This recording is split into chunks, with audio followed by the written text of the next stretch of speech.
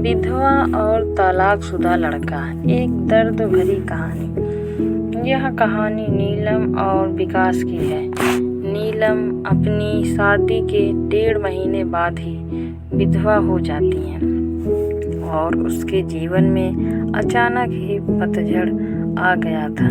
नीलम को ऐसा लगता था जैसे वह संसार की सबसे बदनसीब औरत है।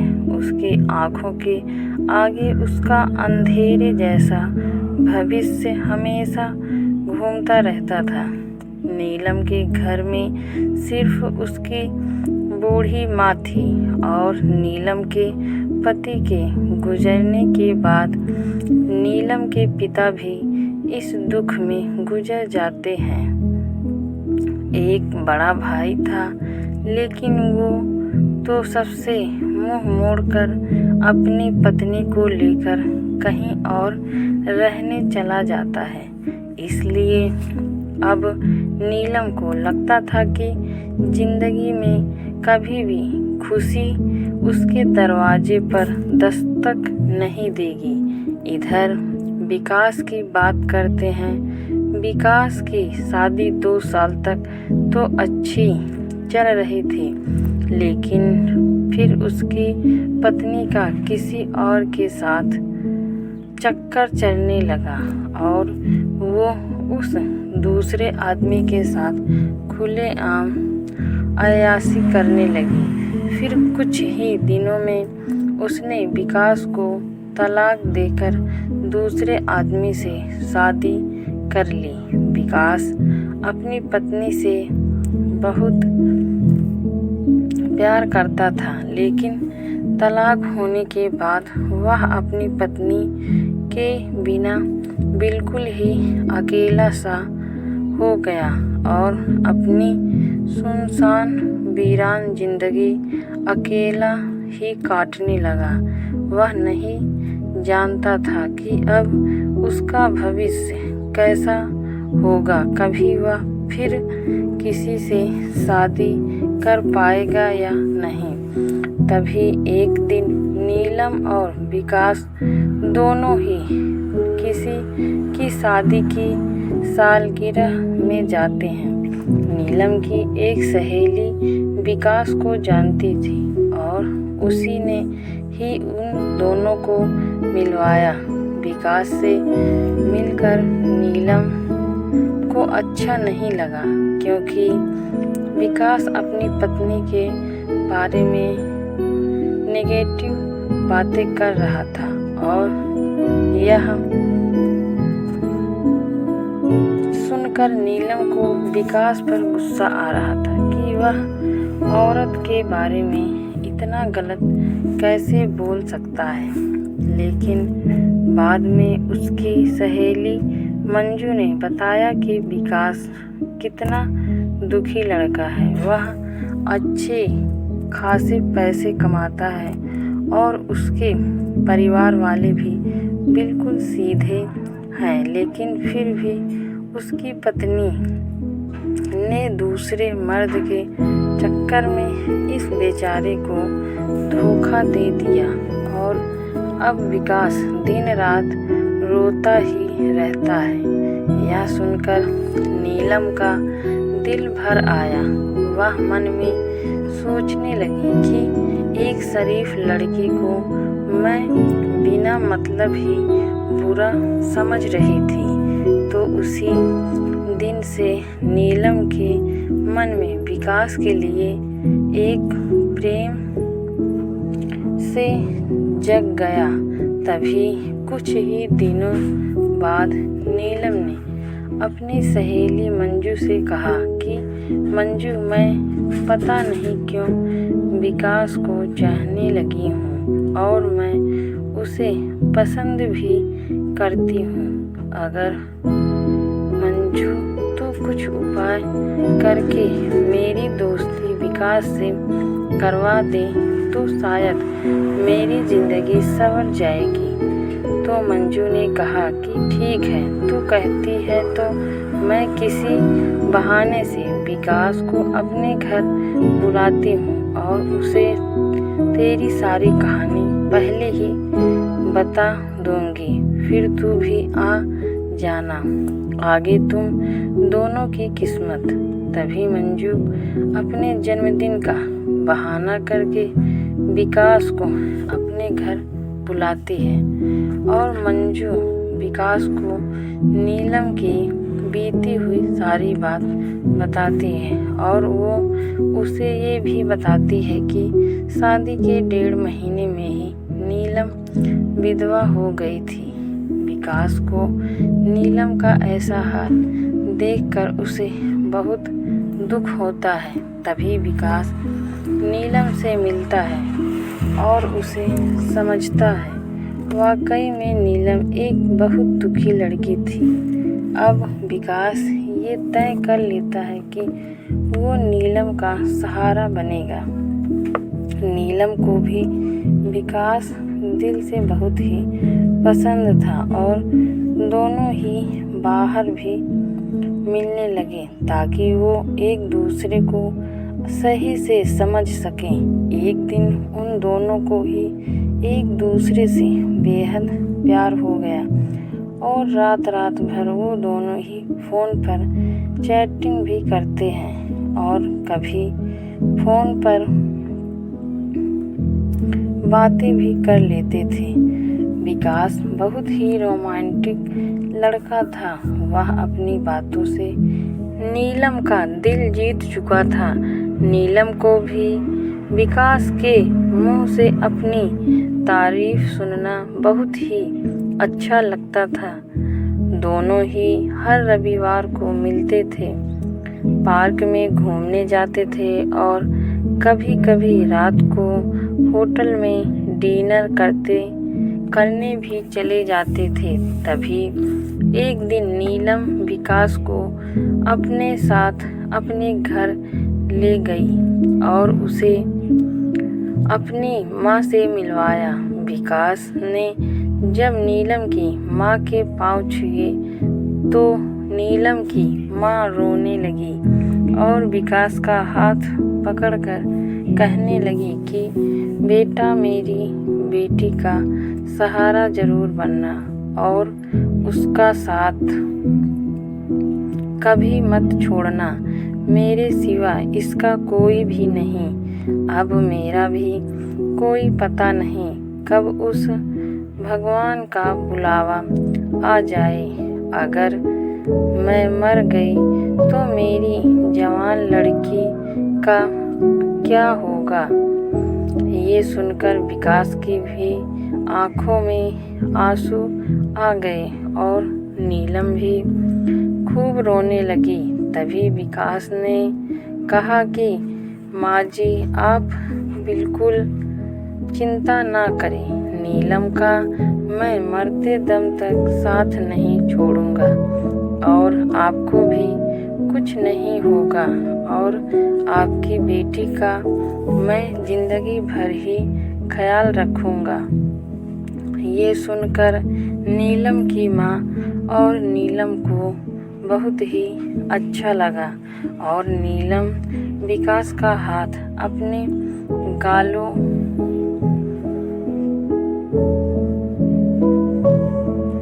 पर लगाकर रोती है। तभी एक दिन दोनों ही पार्क में बैठे थे तो नीलम ने कहा कि विकास, तुम अपने घर वालों से मुझको कब मिलवाओगी। विकास में बात टाल दी और उससे प्यार भरी बातें करने लगा और कहा, नीलम, मैं तुम्हारे बिल्कुल नज़दीकी आना चाहता हूँ। बोलो, तुम मुझे अपने करीब कब आने दोगी। लेकिन नीलम विकास को अपने करीब आने से मना करती है, मगर फिर भी थोड़ा बहुत वो दोनों प्यार कर ही लेते हैं। तभी नीलम की सहेली मंजू ने नीलम के कान भरना शुरू कर दिए।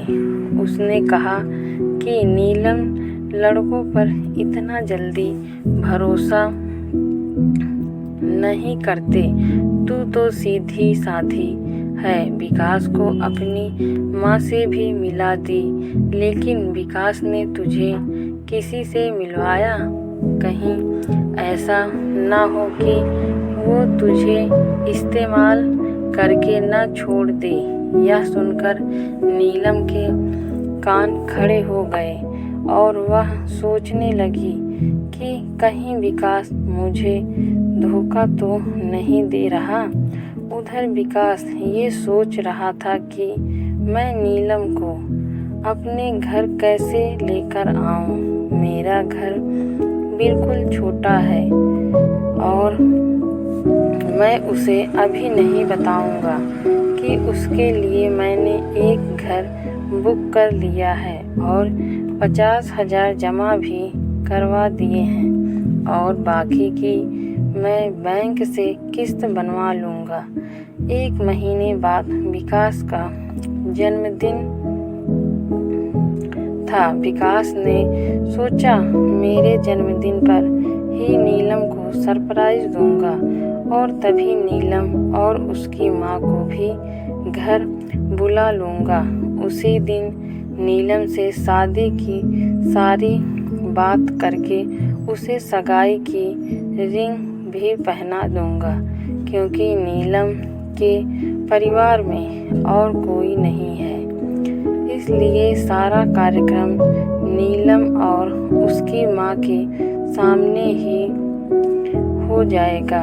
अगले दिन नीलम विकास को फ़ोन करती है और गुस्से में कहती है कि तुम अपने घरवालों से मुझे कब मिलवाओगी। विकास फिर से बात को टालते हुए बात को पलट देता है।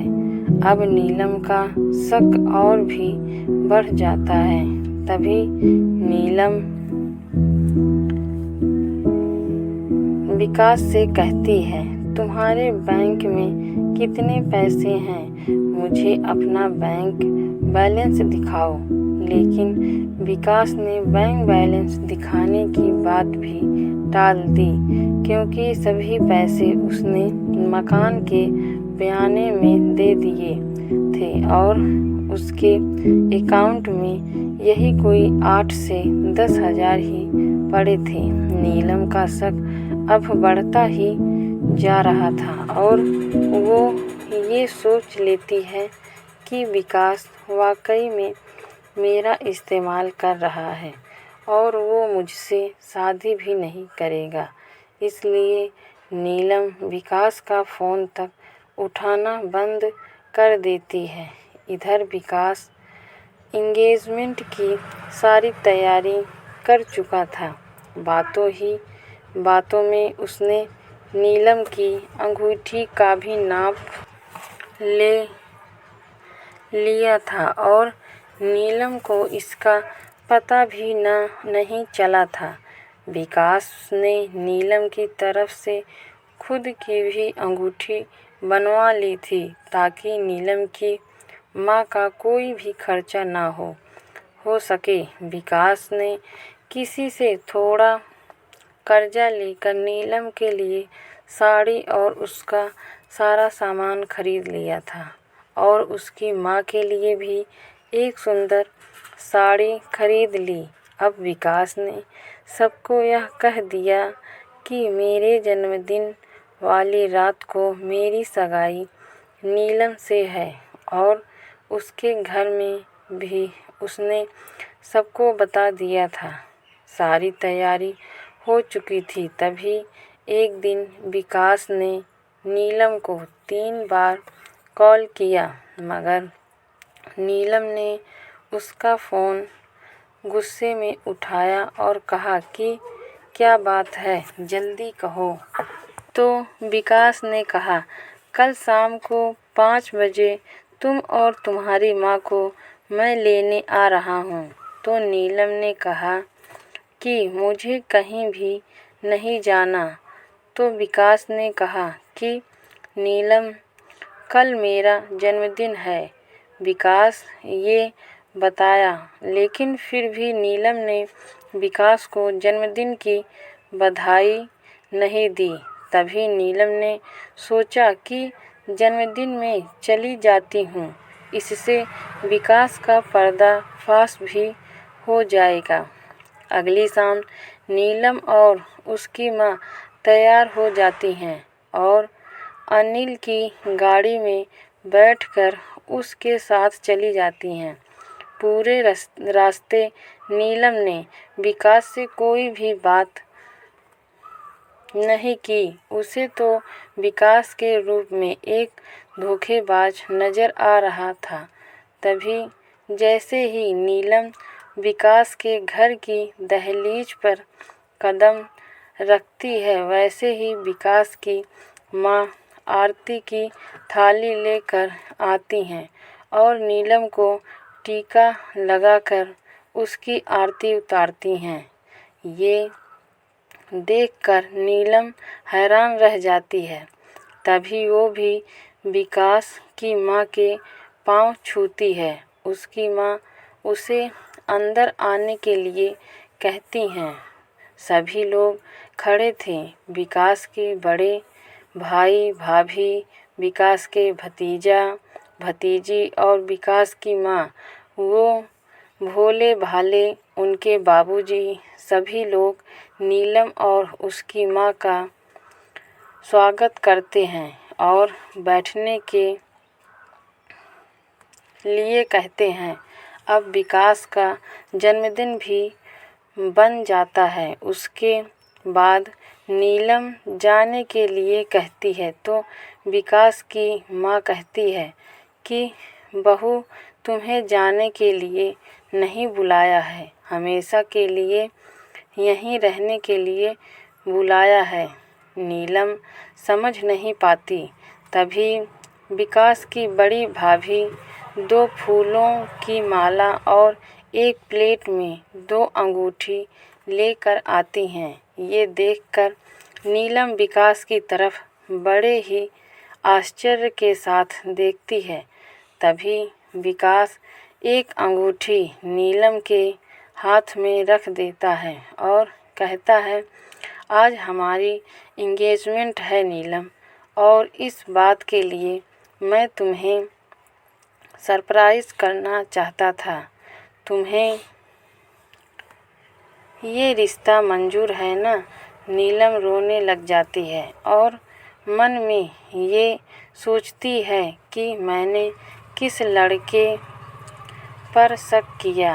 अनिल ने नए मकान के कागज़ भी नीलम के हाथ में रख दिए और कहा कि नीलम, ये मकान मैंने तुम्हारे लिए लिया है क्योंकि हमारा ये घर थोड़ा छोटा है ना, इसलिए। नीलम की आंखें अब अपने आंसुओं को रोक ही नहीं पा रही थी। तभी नीलम ने मकान के कागज़ अपनी सास के हाथ में रखते हुए कहा कि माँ जी, मुझे तो इसी घर में रहना है आपके साथ, मुझे नया मकान नहीं चाहिए। इस बात से घर के सभी लोग खुश हो जाते हैं। तभी विकास कहता है कि नीलम, तुम्हारी माँ भी हमारे साथ ही रहेंगी, भला वो अकेली कैसे रह पाएंगी। ऐसा करते हैं, जो मकान मैंने लिया है वो पास में ही है, माँ को तुम वहीं शिफ्ट कर दो ताकि तुम अपनी दोनों माँ को संभाल सको।